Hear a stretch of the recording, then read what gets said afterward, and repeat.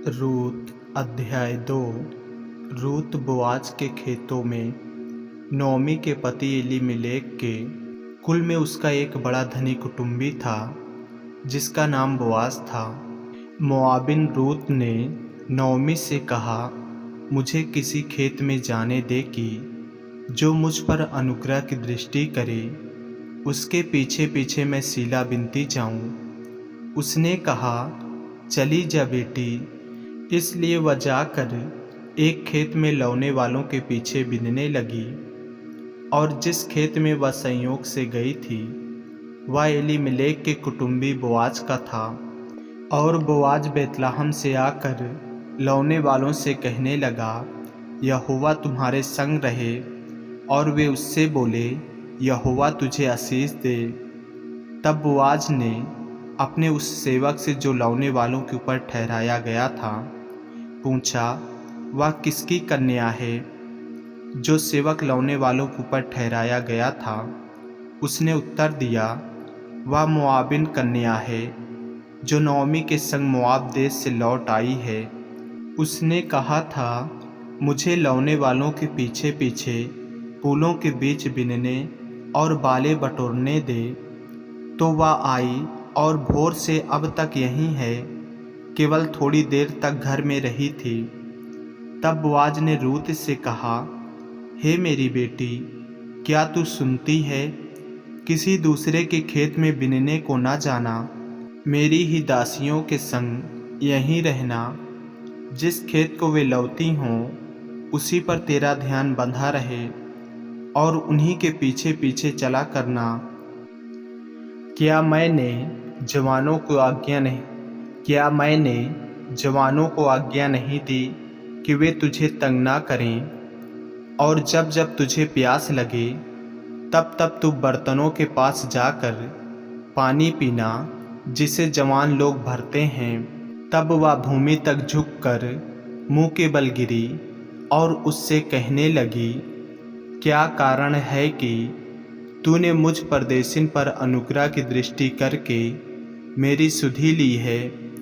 Boaz ने उत्तर दिया, जो कुछ तूने पति की मृत्यु के बाद अपनी सास से किया है, और तू किस प्रकार अपने माता पिता और जन्मभूमि को छोड़कर ऐसे लोगों में आई है जिनको तू पहले ना जानती थी, यह सब मुझे विस्तार के साथ बताया गया है। यहोवा तेरे कार्य का फल दे, और इस्राएल का परमेश्वर यहोवा, जिसके पंखों तले तू शरण लेने आई है, तुझे पूरा बदला दे। उसने कहा, हे मेरे प्रभु, तेरे अनुग्रह की दृष्टि मुझ पर बनी रहे, क्योंकि यद्यपि मैं तेरी दासियों में से किसी के भी बराबर नहीं हूँ, तो भी तूने अपनी दासी के मन में बैठने वाली बात कहकर मुझे शांति दी है। फिर खाने के समय बोआज ने उससे कहा, यहीं आकर रोटी खा और अपना कौर सिरके में डुबा। तब वह लौने वालों के पास बैठ गई और उसने उसको भुनी हुई बालें दी, और वह खाकर तृप्त हुई, वरन कुछ बचा भी रखा। जब वह बिनने को उठी तब बोआज ने अपने जवानों को आज्ञा दी, उसको फूलों के बीच बीच में भी बिनने दो, और दोष मत लगाओ, वरन मुट्ठी भर जाने पर कुछ कुछ निकाल कर गिरा भी दिया करो, और उसके बिनने के लिए छोड़ दो, और उसे घुड़को मत। अतः वह सांझ तक खेत में बिनती रही।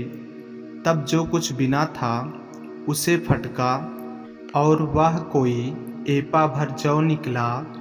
तब वह उसे उठाकर नगर में गई, और उसकी सास ने उसका बिना हुआ देखा, और जो कुछ उसने तृप्त होकर बचाया था उसको उसने निकालकर अपनी सास को दिया।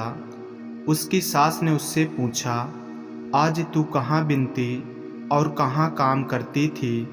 धन्य वह हो जिसने तेरी सुधि ली। तब उसने अपनी सास को बता दिया कि मैंने किसके पास काम किया, और कहा, जिस पुरुष के पास मैंने आज काम किया उसका नाम बोआज है। नोमी ने अपनी बहू से कहा, वह यहोवा की ओर से आशीष पाए। क्योंकि उसने ना तो जीवित पर से और न मरे हुओं पर से अपनी करुणा हटाई। फिर नओमी ने उससे कहा, वह पुरुष तो हमारा एक कुटुंबी है, वरन उनमें से है जिनको हमारी भूमि छुड़ाने का अधिकार है। तब रूत मोआबिन बोली, उसने मुझसे यह भी कहा, जब तक मेरे सेवक मेरी सारी कटनी पूरी न कर चुके तब तक उन्हीं के संग संग लगी रहा। नओमी ने अपनी बहू रूत से कहा, मेरी बेटी, यह अच्छा भी है कि तू उसी की दासियों के साथ साथ जाया करे और वे तुझसे दूसरे के खेत में ना मिले।